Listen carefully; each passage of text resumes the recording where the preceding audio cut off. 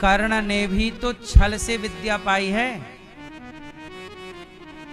कर्ण ने भी विद्या जोर से छल से पाई है,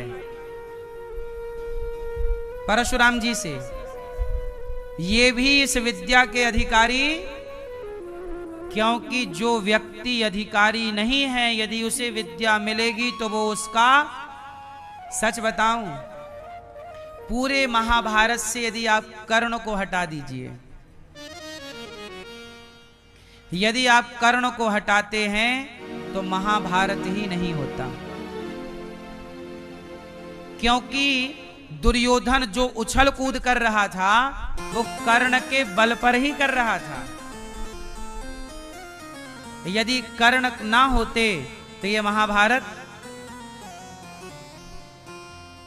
चीर हरण करने की इजाजत भी कर्ण ने दी थी। कर्ण ना होते तो द्रौपदी का चीर हरण ना होता। इसका मतलब कि कर्ण इस विद्या के अधिकारी नहीं हैं। इसलिए परशुराम जी ने, सबने रोका था। जब बाद में परशुराम जी को पता चला कि तूने मेरे से छल से, तू मेरी विद्या का अधिकारी नहीं और पा गया, छल से पाया, जा मैं तुझे शाप देता हूं कि आखिरी में तेरी विद्या तेरा साथ छोड़ देगी। इसलिए आखिरी समय कर्ण जब रथ का पहिया जमीन पे धंसा तो कर्ण अपनी विद्या के सारे मंत्र भूल गए थे। परशुराम जी का क्या था? शाप था। बस वही बात है ना कि परमाणु सब नहीं बना सकते। पाकिस्तान ने बना लिया तो देखो रोज धमकी देता, पटक दूंगा। गलत व्यक्ति के हाथ विद्या लग जाए वो उसका मिसयूज करता है। अच्छा एक बात बताओ, गुरु द्रोणाचार्य के पुत्र का नाम क्या है? जोर से। अश्वत्थामा। अब ये बताओ कि एक बाप अपने बेटे को महान बनाना चाहता है कि नहीं? जोर से। एक बाप अपने पुत्र को महान बनाना चाहता है, लेकिन गुरु द्रोणाचार्य ने अपने पुत्र को महान ना बनाकर किसे महान धनुर्धर बनाया? जोर से। अब जब गुरु द्रोणाचार्य अर्जुन को महान बना सकते थे तो क्या अपने बेटे को नहीं बना सकते थे? सवाल है, उत्तर दीजिए, क्यों नहीं बनाया? हाँ, गुरु द्रोणाचार्य जी के पुत्र भी इस ज्ञान के अधिकारी, तो गुरु द्रोणाचार्य ने अपने पुत्र को वह विद्या नहीं दी जो विद्या अर्जुन को दी, जो विद्या अर्जुन को दी। तो पहले के युग में यह था कि जो अधिकारी है उसे ही समझाया जाएगा, जो अधिकारी होगा उसे ही ज्ञान दिया जाएगा। आजकल तो हमारे यहाँ चोरों को भी ज्ञान हो गया है। जो नहीं होना चाहिए वो ज्ञान चोरों को हो गया। अब जैसे चोरों को कौन सा ज्ञान नहीं होना चाहिए और हो गया। अब चोर लोग चोरी करते हैं, चोर लोग चोरी करते हैं और कहो कि तुमने चोरी की तो चोर ज्ञान दे देता है, नहीं जी, भगवान की मर्जी के बिना तो पत्ता नहीं हिलता। तो चोरी खुद कर रहा है और आरोपी किसे बना देता है? भगवान है, उनकी इच्छा है, हम चोरी थोड़ी कर रहे हैं, भगवान की मर्जी। मतलब देखो, ये ज्ञान चोर के लिए नहीं था, अनाधिकारी को ज्ञान मिल गया। किसको ज्ञान मिला? अनाधिकारी, जो उस ज्ञान का अधिकारी नहीं था। अब चोर चोरी करता है, बोल देता प्रभु आपकी इच्छा से हो रहा है, आपकी मर्जी के बिना तो पत्ता भी नहीं हिलता। एक दिन पुलिस पकड़ के ले गई चोर को। पुलिस बोली, चोर क्यों चोरी करता है? चोर बोला कि भगवान की मर्जी के बिना तो पत्ता नहीं हिलता, तो मैंने चोरी भी तो उसी की मर्जी से की। तब पुलिस वाले ने कहा, फिर जेल भी उसी की मर्जी से आया है, चल अब जेल में रहे। यदि चोरी तूने उसकी मर्जी से किया तो जो चोरी करने का जो दंड मिला वो भी किसकी मर्जी है? हाँ तो सब फिर ईश्वर की मर्जी मान, दंड मिला। तो भगवान की, अच्छा आप लोग बताइए, ईश्वर की मर्जी के बिना पत्ता नहीं हिलता, ये बात सही है कि गलत है? कितने लोग इसे सत्य मानते हैं?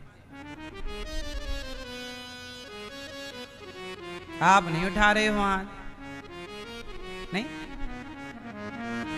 किसकी मर्जी के बिना पत्ता नहीं हिलता?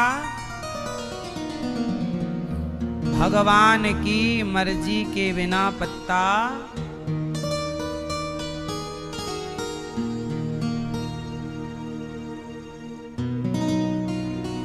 आप कह रहे हैं ये बात सही है, तो फिर ये बताओ चोर चोरी करता है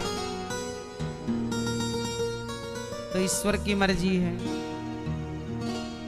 तो फिर ईश्वर ही दोषी है, आप दोषी तो है नहीं। क्यों मैया? फिर पाप आपको लगेगा कि भगवान को? जोर से। यदि आप ये मानते हैं कि ईश्वर की मर्जी के बिना पत्ता नहीं हिलता, तो फिर जो भी पाप हुए हैं आपसे, वो पाप का भागीदार आप हैं कि भगवान है? भैया उत्तर दीजिए, आप बताओ कौन है पाप का भागीदार? आप हैं।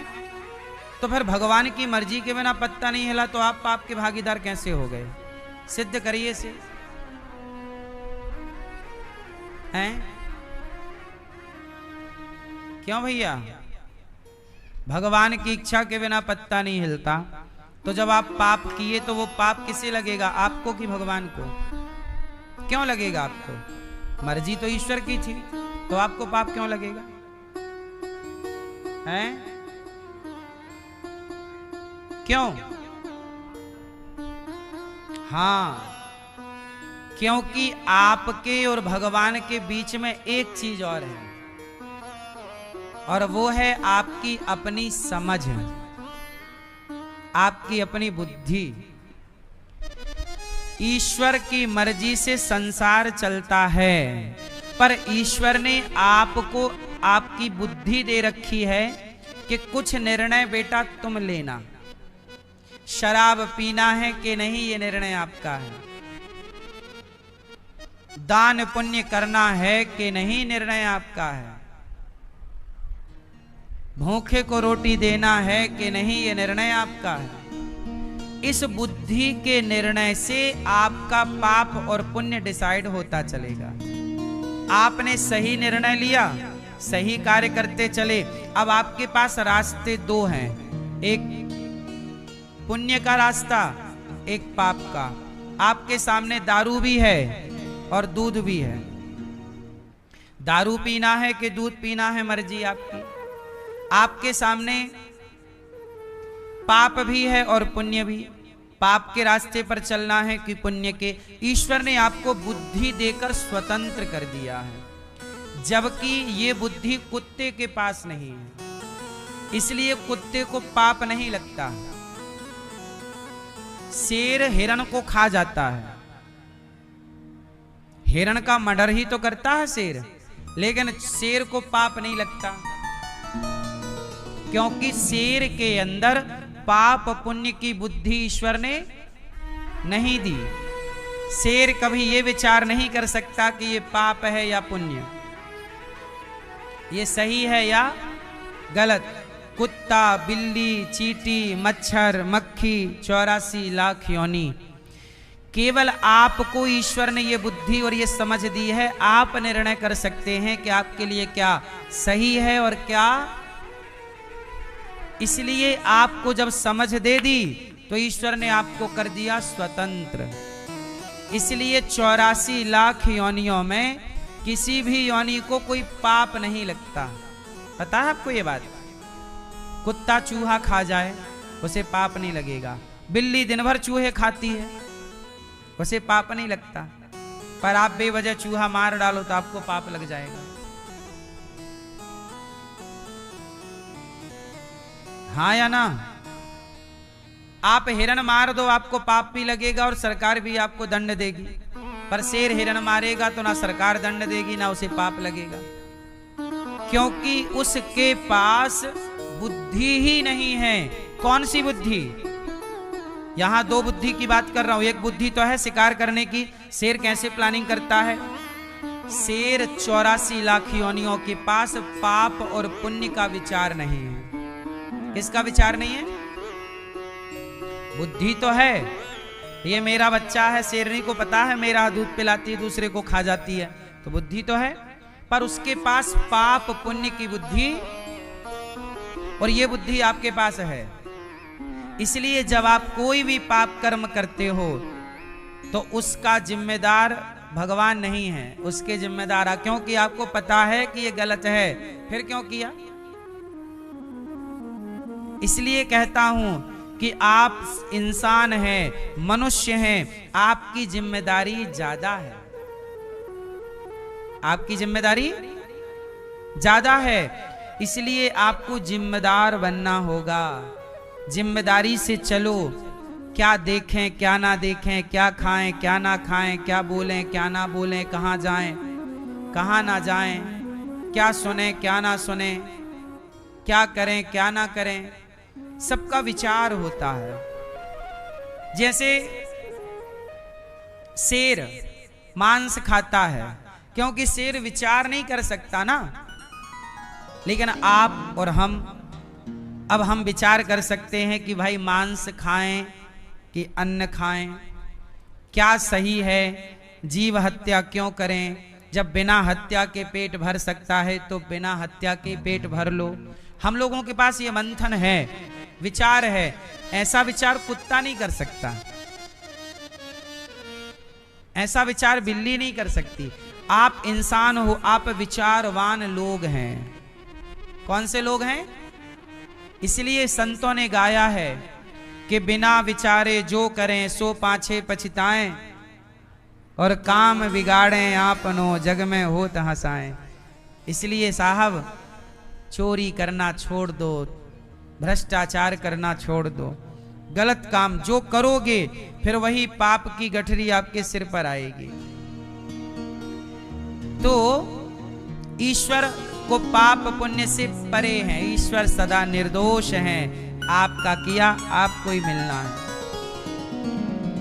अब देवराज इंद्र को लगा कि मुझे भागवत नहीं सुनाई।